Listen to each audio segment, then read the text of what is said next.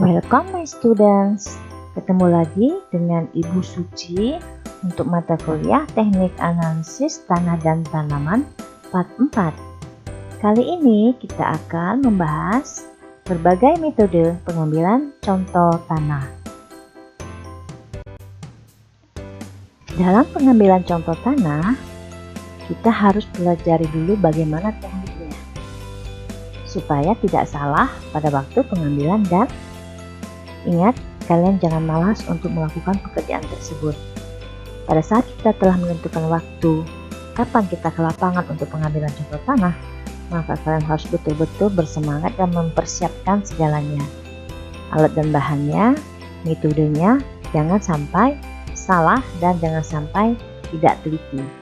Pekerjaan yang kita lakukan itu harus tepat dan teliti ya. Karena apa? Karena kalau kalian tidak tepat dan teliti, itu akan berpengaruh terhadap hasil lab dan rumah kaca. Biasanya akan mempengaruhi perhitungan pemupukan ataupun pengapuran, dan juga hasil-hasil lab itu biasanya error. Dan jangan berpikiran kalian akan melakukan atau mengulang pekerjaan ini 2 kali atau 3 kali. Pada saat kalian turun, itu harus 1 kali selesai dan hasilnya memuaskan. Nah, pengambilan contoh tanah itu merupakan bagian penting dari suatu proses pekerjaan. Penting sekali. Karena itu, dimulai dengan pengumpulan contoh tanah, penyimpanan, penyiapan, sampai pengepakan, dan diakhiri dengan masuk ke lab dan diinterpretasikan. Jadi, sekali turun, hasilnya harus benar. Selanjutnya, contoh tanah di laboratorium itu dapat digolongkan menjadi 3 kelompok tergantung tujuan analisis kita. Nah, yang pertama, apabila kita ingin mencirikan atau mengkarakterisasi jenis-jenis tanah. Ini biasanya untuk menentukan sifat tanah, jenis horizon, sifat kimia, dan sifat fisika tanah. Contohnya, untuk menganalisis sifat kimia, kita dapat menganalisis KTK tanahnya, pH, kemudian kation yang dapat dipertukarkan, C, N, ALDD, FODD, dan garam-garam terlarut. Nah, ini biasanya dalam analisis tanah itu disebut dengan analisis kimia tanah lengkap. Nah, yang kedua, contoh dari sifat atau dari analisis fisika itu yaitu adalah tekstur, bobot isi, kadar air, dan permeabilitas. Ini apabila kita ini mencirikan atau mengkarakterisasi jenis-jenis tanah. Yang kedua, apabila kita ingin melakukan pengujian untuk menjawab permasalahan khusus. Misalnya apa? Apabila kita ingin memeriksa pendugaan lapangan atau penetapan di lapang, dan untuk memperoleh 1 atau lebih sifat yang dapat membantu dalam pengklasifikasian tanah. Ya. Kemudian yang ketiga, apabila kita ingin melakukan penelitian khusus tentang genesis perilaku berbagai tanah. Genesis itu artinya proses pembentukan tanah.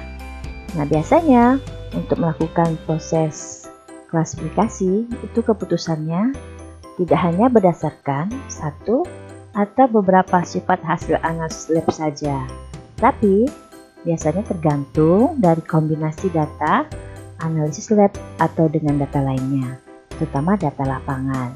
Bisa saja dengan mengkombinasinya juga dengan peta. Nah, selanjutnya, ketelitian dan keakuratan data analisis. Analisis tanah itu akan baik bila mana data yang dihasilkan itu tepat dan akurat. Contohnya kita bisa lihat pada tabel ya. Ini untuk data pengukuran pH tanah gambut. Ada berbagai tanah gambut, yaitu tanah A, tanah B, tanah C, dan tanah D. Dan kita pengambilan sebanyak 4 kali ulangan. Untuk tanah A kita bisa lihat itu pH-nya 2,5, kemudian 3,6, 6,1, 8,4. Sementara tanah B itu 3,3, 4,6, 2,2, dan 5,1. Tanah C 7,5, 7,7, 7,8, 7,9, dan tanah D 4,6, 4,3, 4,8, dan 4,5. Nah, ada berbagai nilai dari pH pada tanah A, tanah B, tanah C, dan tanah D. Nah, untuk mendapatkan data yang akurat, maka kita harus ratakan supaya kita bisa melihat berapa sih rata-rata dari pH tanah A, B, C, dan D. Nah, ternyata setelah kita jumlahkan dan dibagi 4 untuk ulangannya, kita dapat rata-rata untuk tanah A itu 5,2. Ini termasuk mendekati netral ya. Tanah B 3,8, itu sangat masam. Tanah C 7,7. Nah, ini biasanya bersifat agak basah ya. Kemudian tanah D 4,6. Ini masih masam. Nah, ini kalian bisa mengambil beberapa sampel ya untuk analisis tanah yang lainnya selain pH. Nah, setelah itu baru kalian ratakan untuk mendapatkan nilai yang hampir sama dengan di lapangan. Nah, itu yang dinamakan tepat dan akurat.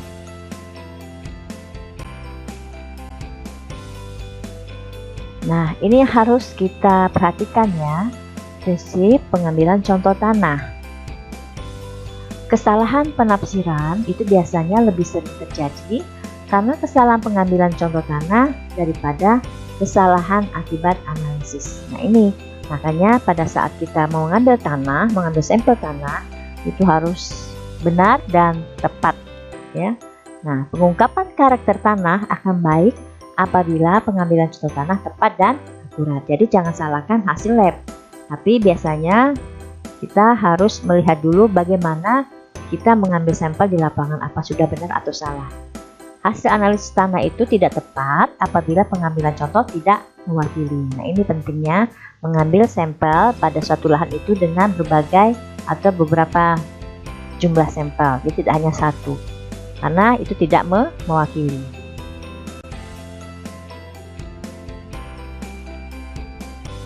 Nah, selanjutnya nilai analisis tanah itu dapat dinyatakan akurat apabila semua contoh tanah itu dapat mewakili secara akurat. Biasanya ini artinya dalam suatu lahan kita sudah menentukan metode apa yang kita gunakan, apakah dengan zigzag atau diagonal. Nah, setelah itu baru kita ambil beberapa sampel yang mewakili ya. Kemudian yang kedua, tidak terjadi perubahan pada sampel yang diambil dan subsampel contoh tanah. Tidak ada perubahan, jadi tetap subsampel yang dianalisis dapat mewakili dari sampel. Terus analisis menentukan ketepatan sifat tanah. Seperti itu. Ya, jadi kita harapkan dengan tidak membuang waktu dan tenaga serta dana, makanya sekali turun kita sudah harus betul-betul mengkondisikan sesuai dengan tekniknya, berbagi tugas, dan itu sudah sesuai prosedur.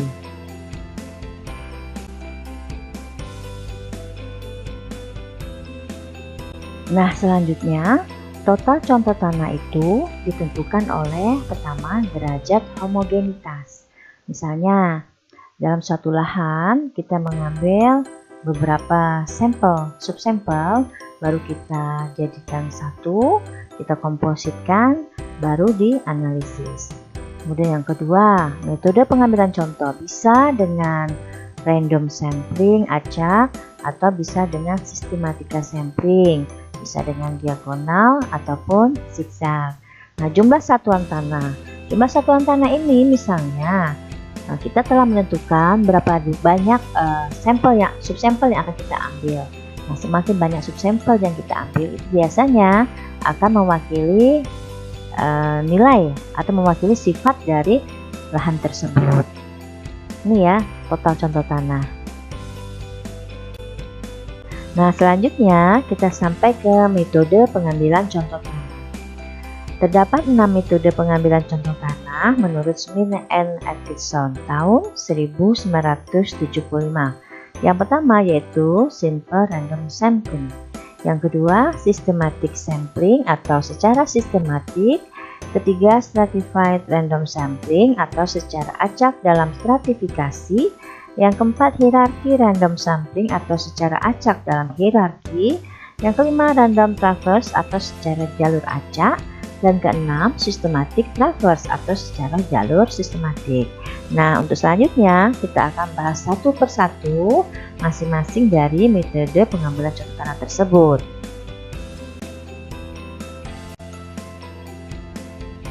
Nah, sekarang kita masuk ke metode pengambilan contoh tanah yang pertama, yaitu simple random sampling. Nah, sistem random sampling itu dilakukan secara random dari populasi unit. Kita pilih titik dengan menggunakan sistem koordinat secara random. Biasanya kalau untuk lahan yang luas, kita gunakan GPS ya.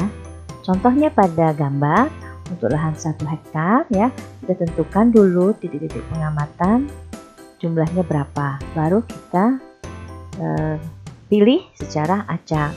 Nah, kita ambil titik sampelnya itu biasa dengan menggunakan bor tanah. Nah, ini kita random, kita acak. Systematic sampling atau secara sistematik. Di sini kita akan membagi populasi ke dalam subpopulasi yang lebih homogen. Nah, simple random sampling biasanya diambil dari tiap subpopulasi. Kita bisa lihat sudah terbentuk secara sistematik ya.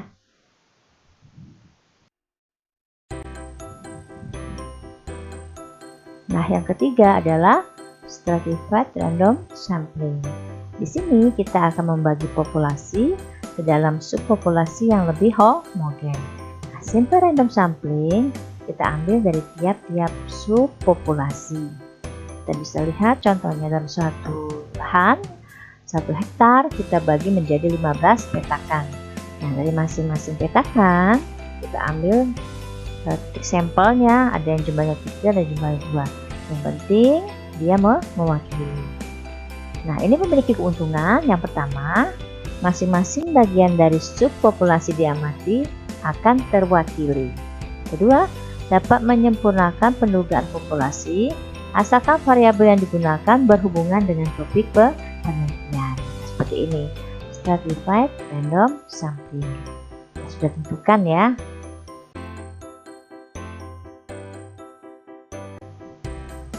Nah, yang keempat yaitu adalah hierarki random sampling atau secara acak dalam hierarki.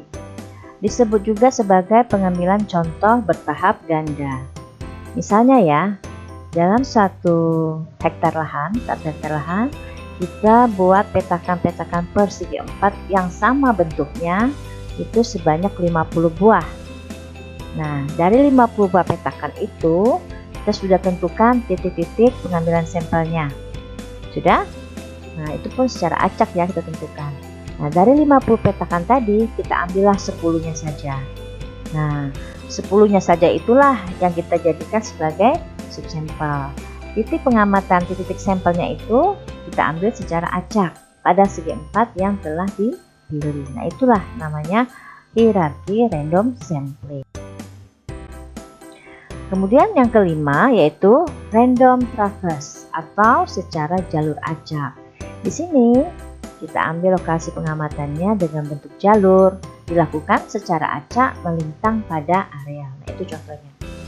Jadi baru kita ambil titik-titiknya pada garis-garis yang telah kita buat itu ya, atau pada jalur-jalur yang telah kita buat. Kita tentukan dulu mau berapa titik yang kita ambil. Dari setiap jalur itu, misalnya 5. Ada 5 titik dari masing-masing jalur, maka kita baru kompositkan masing-masing jalur tersebut.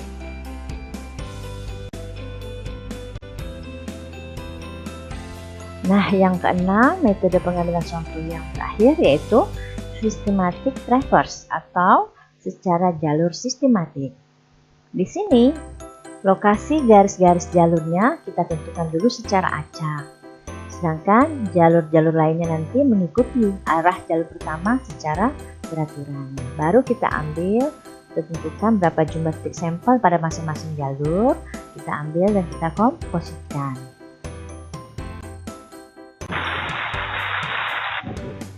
Nah, demikianlah materi tentang metode pengambilan contoh tanah kali ini. Sekian dan terima kasih atas perhatiannya. Nah, jika materi ini bermanfaat bagi kalian semua, silahkan subscribe, share, like, and comment channel YouTube Urai Suci ya, supaya Ibu lebih bersemangat lagi untuk membuat materi perkuliahan yang menarik lainnya. Assalamualaikum warahmatullahi wabarakatuh.